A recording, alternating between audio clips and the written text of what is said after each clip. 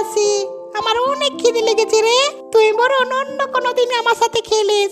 আমি আজ যাই, কেমন? ও আচ্ছা, তোর খিদে লেগেছে, তাহলে তো আজ খেলাই হবে না।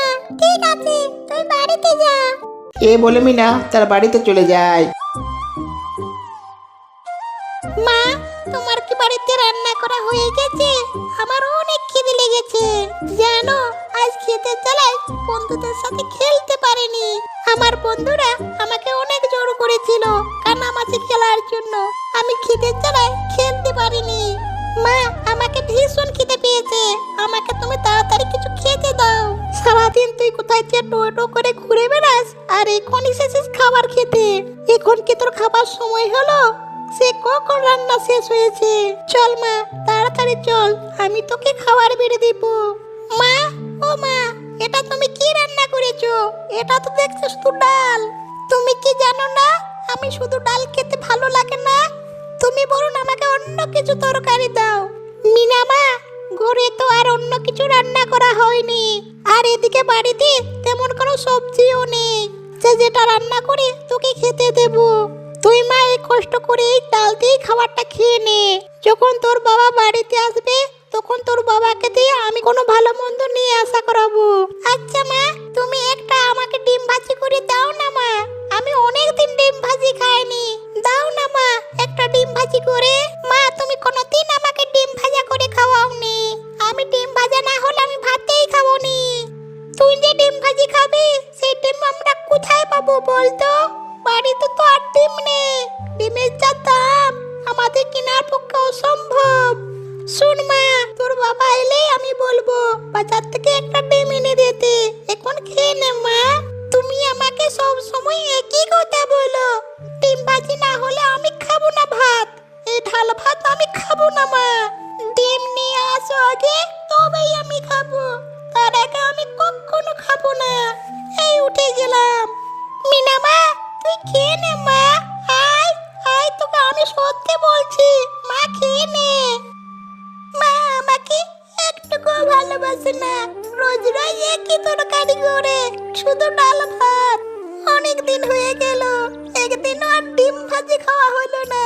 আজ যদি ডিম ভাজি না করে, তাহলে আমি ভাতেই খাবো না। আমি আর বাড়িতে যাবো না। মিনার বন্ধু টুকি মিনার কাছে চলে আসে। কিরে মিনা, তুই এখানে বসে আছিস? আমি কখন থেকে তোর জন্য অপেক্ষা করে আছি। তুই না বলছিলিস যে খেলতে আসবে, তাহলে মাঝখানে খেলতে আসিসনি কেন? আর তুই এই জঙ্গলের মধ্যে একা একা বসে আছিস কেন? তোর কি হয়েছে? তুই মন খারাপ করে এখানে বসে আছিস কেন? বল আমাকে। টুকি, আমি তোকে বললাম না আমার অনেক খিদে লেগেছে, কিন্তু আমি বাড়িতে গিয়ে আমি যখন খেতে বসি তখন মা শুধু ডাল ভাত করেছে। সেটা দেখে রাগ করে আমি এখানে বসে আছি। আমার না ডিম ভাজি খেতে খুব ইচ্ছে করে। আমি যে কবে ডিম ভাজি করে খেতে পারবো। জানিস না, আমার মাথায় একটা বুদ্ধি এসেছে। চল আমরা জঙ্গলের মধ্যে পাখির ডিম খুঁজি, আর পাখির ডিম পেলে সেই ডিমগুলো ভাজি করে আমরা খাবো। এ বলে মিনা আর টুকি দুজনে ডিম খুঁজতে জঙ্গলের মধ্যে চলে যায়। জঙ্গলে ঘুরে ঘুরে তারা পাখি আর পাখির ডিম খুঁজতে শুরু করে। এরপর জঙ্গলে পাখির ডিম খুঁজে না পেয়ে মিনা মন খারাপ করে সেই জঙ্গলের মধ্যে বসে থাকে। আর ঠিক সেই সময় একটা বুড়ি আসে। এই মেয়ে, এখানে বসে একা বসে বসে কাঁদছিস কেন? তোর কি হয়েছে আমাকে বল। শুনবে বুড়ি মা, আমার কথা শুনবে? আমি সারাদিন আজ কিচ্ছু খাইনি। কেন খাওনি? বাড়িতে কি মা রান্না করেনি? রান্না তো করেছিল বুড়ি মা, শুধু ডাল ভাত। আর আমি শুধু ডাল ভাত খেতে পারি না। তাই মাকে যখন আমি একটা ডিম ভাজি করতে বলি, মা বলে আমাদের বাড়িতে ডিম কেনার সামর্থ্য নেই, আর অনেক বোকা দেয় আমাকে। তাই আমি রাগ করে এখানে বসে আছি। আর ডিম ভাজি না পেলে আমি বাড়িতেও যাবনি। মিনা, এই নে একটা ডিম। এই ডিমটাকে তুই বাড়ির উঠোনে লাগিয়ে দিবি। তারপর সেখান থেকে ডিমের গাছ হবে এবং অনেক ডিম ধরবে। এরপর মিনা সেই ডিমটাকে নিয়ে এসে তাদের উঠোনের মধ্যে ভালো করে পুঁতে দেয়। কি হয়েছে মা মিনা? তোর তো দেখছি মুখ একেবারে শুকিয়ে গেছে, মনে হচ্ছে তুই সারাদিন কিচ্ছু খাসনি। বল মা, তোর কি হয়েছে? তুমি শুনবে গো শুনবে, তোমার এই দুষ্টু মেয়ে কি করেছে জানো? আজ ডাল ভাত করেছিলাম বলে তোমার মেয়ে আজ ভাতেই খায়নি। ডিম ভাজা ছাড়া ও আর ভাতেই খাবে না নাকি? ঠিক আছে মা, তুই আজ খেয়ে নে, আমি কালকে সকাল হলেই তোকে একটা ডিম এনে দেব। আরে এই অদ্ভুত গাছটি কোথা থেকে এলো? আর এটা তো দেখছি অনেক ডিম ধরেছে। মা মিনা, তুই তাড়াতাড়ি আয়, তুই দেখবি আয়। আর তুই দেখতো এত ডিম এই গাছটিতে ধরলো কি করে? জানো মা জানো, কালকে তোমাকে তো বলতেই ভুলে গেছি, এই গাছটা একটা আমাকে পড়িতে দিয়েছে। আর পড়ি বলেছে এই গাছটা আমাদের উঠোনে লাগাতে।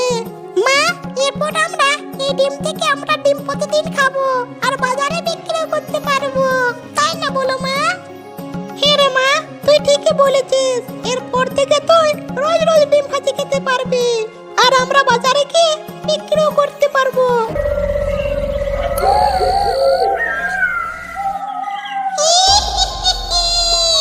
আমি ঠিক জানতাম ওই পরী ওই ডিমটা কাউকে না কাউকে দেবে। আমি আজই গিয়ে ওই ডিম গাছটিকে নষ্ট করে দেব।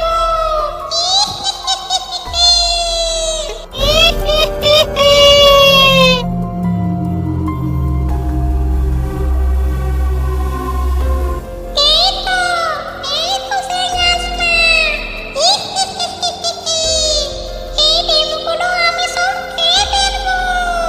ওই পরী ওই জাদুর ডিম দিয়ে আর কাউকে কিছু করতে পারবে না। ওই জাদু পরীকে ওই জাদুর ডিম দিয়ে কাউকে উপকার করতে দেব না। আমি সব কিছু নষ্ট করে দেব। এই ডিমগুলো খেতে কি মজা! একি একি একি হলো আমার! আমি এই ডিমের গাছ থেকে ডিম খেতে আমার রক্ত বমি হচ্ছে কেন? আমার ভেতরটাকে একেবারে চলে গেল। কেউ কি আছো? তাহলে আমাকে বাঁচাও। মরে গেলাম রে, মরে গেলাম। খুব যন্ত্রণা হচ্ছে, পুরো ছাই হয়ে গেল ভেতরটা। আমি ঠিক জানতাম তুই আমার সাহায্য করা জিনিসের উপর ঠিক অত্যাচার করবি, ঠিক নষ্ট করে দিবি। তাই আমি এই ডিমগুলো বিষাক্ত করে রেখেছি, যাতে তোর একটা ভালো করে উচিত শিক্ষা হয়। তুই তো এবার উচিত শিক্ষা পেয়েছিস। এরপর থেকে মিনার বাবা ওই গাছের ডিমগুলো বিক্রি করতে থাকে। হ্যালো বন্ধুরা, যদি এই ভিডিওটা আপনাদের ভালো লেগে থাকে তাহলে ভিডিওটাকে লাইক করে চ্যানেলটা সাবস্ক্রাইব করে দিও।